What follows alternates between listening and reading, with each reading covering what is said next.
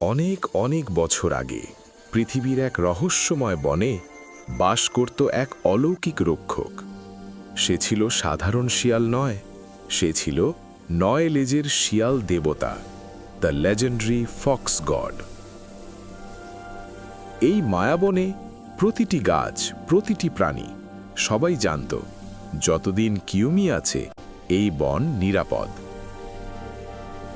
কিন্তু একদিন অন্ধকারের শক্তি এই শান্ত বনের দিকে এগিয়ে আসতে শুরু করল।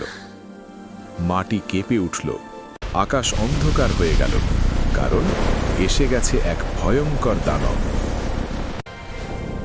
বনের বিপদ দেখেই জেগে উঠল তার আসল শক্তি। ৯টি লেজে জ্বলে উঠল দেবতার আলো। শুরু হলো এক মহাযুদ্ধ, অন্ধকার আর আলোর লড়াই। শেষ পর্যন্ত জয় হলো আলো আর সাহসের। দানব পরাজিত হল। আজও বলা হয় মায়াবনের গভীরে কোথাও এখনো পাহারা দেয় ৯ লেজের শিয়াল দেবতা।